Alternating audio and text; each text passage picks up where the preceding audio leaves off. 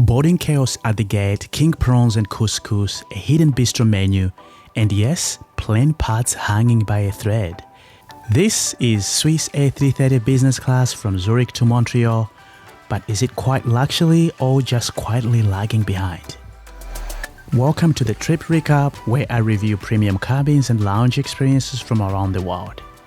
If you love honest, self-sponsored reviews, consider hitting that subscribe button. We have Singapore's A350 coming up next, and trust me, you don't want to miss it. But before we step into the airport, I would like to talk about Zurich, specifically last night. It was 35 degrees Celsius even at midnight, and my hotel room, no air conditioning whatsoever, just still, sticky air and the quiet hum of regret. Apparently, most hotels here don't have air conditioners, something I wish I knew before booking. Did you all know about this? Let me know in the comments if you have run into the same or I just picked the wrong place. So after a night of melting instead of sleeping, I grabbed a ride straight to the airport. I don't know about you, but there's something about airports that sparks a childlike excitement in me. Maybe it's the smell of the jet fuel or the quiet chaos of people headed everywhere and nowhere at the same time. As the car pulled up to Zurich airport, my heart beat a little faster. Not because of the flight, I have done a dozen of those, but because of these terminals, these glass walls, these flickering screens are about to pull me 3,500 miles across the Atlantic. It's almost magical if you ask me. I checked in online and I had no baggage, so I skipped check-in and went straight to security.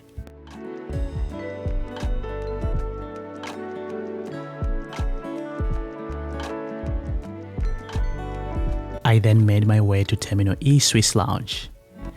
It took me a while to find it, but once you see this sign up here, you have met it. The lounge is just upstairs.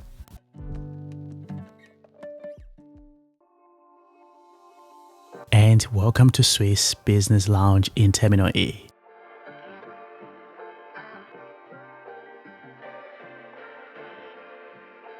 I like the design here. It's modern without trying too hard. It's not the biggest lounge in the world, but there's plenty of seating here.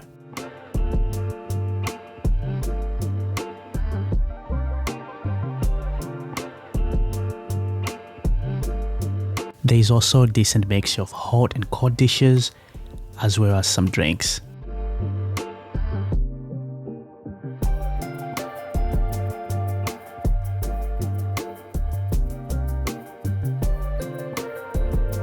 Talking about drinks, for me today, I will settle for coffee.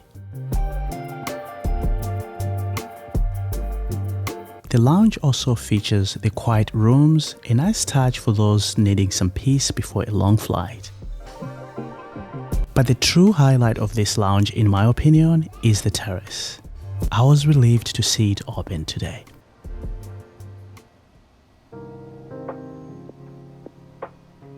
If you are into planes, this is heaven. Runway views, open air, perfect sporting conditions.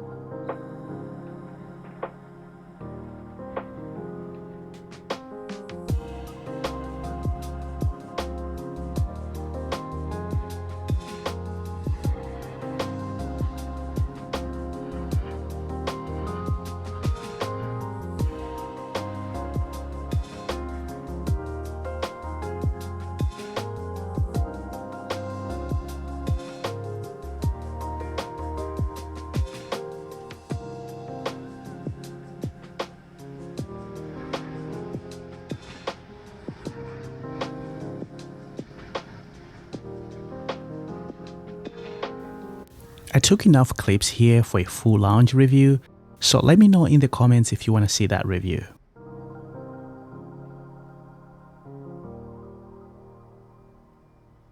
I had to remind myself there is a plane somewhere waiting for me, so let's go to the gate.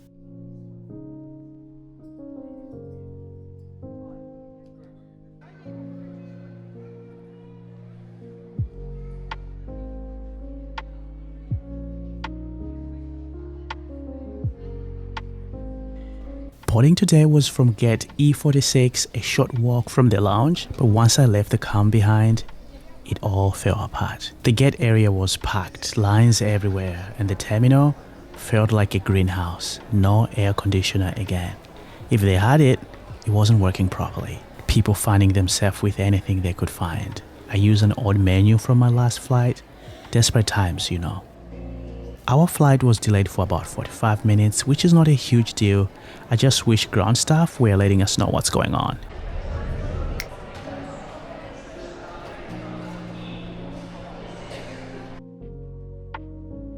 Eventually boarding began, starting with first class and then business class.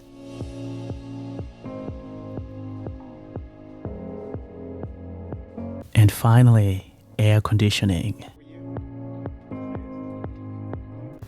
And welcome to seat 6K, my home for the next 8 hours.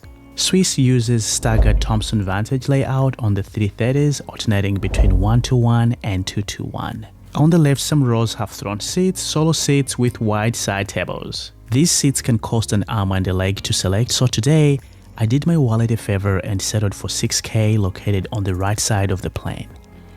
The right side of the aircraft consists of one seat per row, alternating between close to the window and close to the aisle. 6K is more aisle facing, so privacy is very limited here. The seat shows its age, but it's well maintained. I actually like the natural colors and subtle stitching. It fits Swiss understated branding, at least in my opinion. To my right is the armrest with seat controls, and just above it, it's a reading light, international power socket, and headphone ports. In front of you is a very small TV, and just underneath is a very generous footwell. It took me a while to find the USB port, but that's because it's hidden between the TV and the footwell. Next to it, something unlabeled and mysterious to me. If you know what this is, let me know in the comments.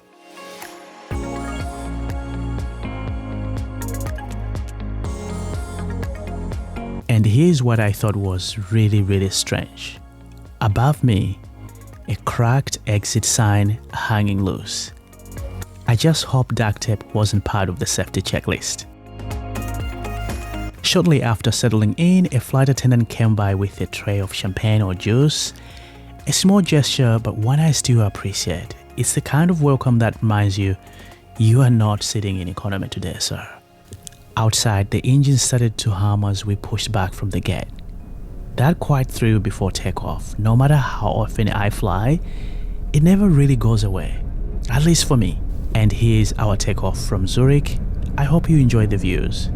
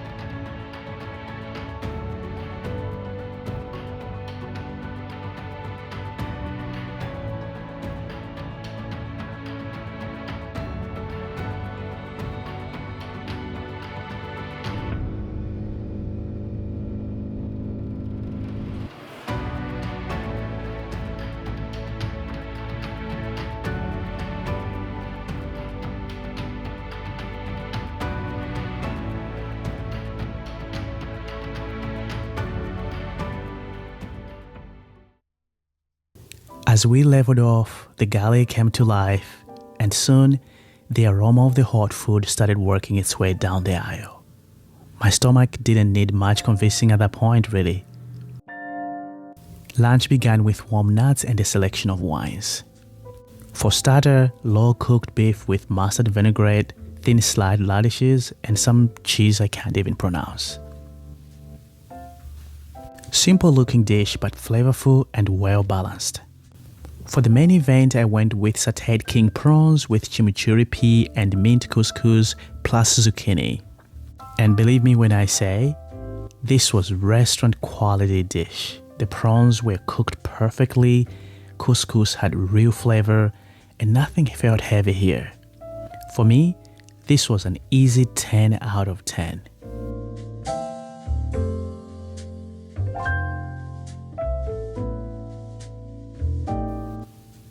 For dessert, I went for a beautifully plated short crust tartlet with pistachio cream and raspberry gel. Crunchy base, smooth filling, and just the right sweetness.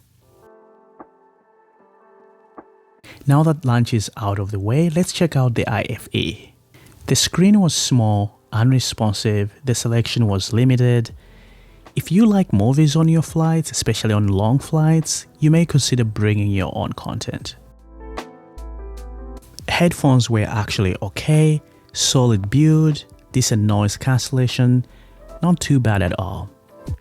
I did find them to be a little uncomfortable after you use them for many hours, but not too bad. As for Wi-Fi, you get free messaging, speeds were okay for texting. Want unlimited internet? That would be $31 for 4 hours, or $43 for the full flight. For business class in 2025, I think that's kind of outdated. After dinner and some IFE frustration, I turned the seat into bed. The bulkhead layout gave me extra space. The bedding was surprisingly really good. Soft duvet, supportive pillow. The cabin stayed dark and quiet. I actually got 4 hours of sleep here. Not bad for a daytime flight. Later on, I checked on the bathroom. It was clean, well maintained. I really liked the wooden paneling. It matches the cabin colors well and gave the space a warmer feel. For an older A330, this was better than expected.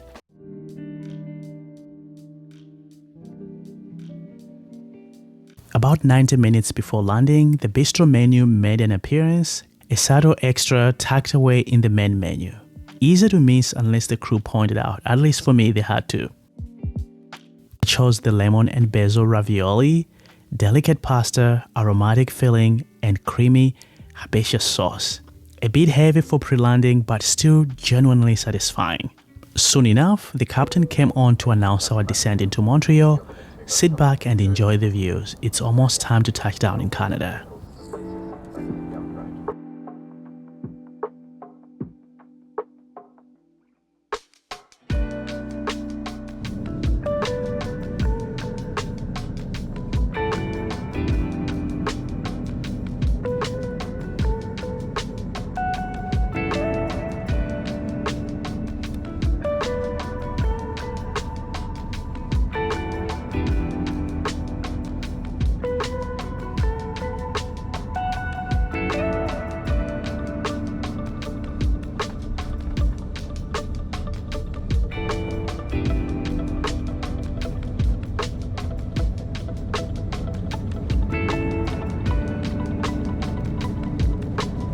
So, Swiss A330 business class. It's calm, it's quietly competent, and the catering really impressed me.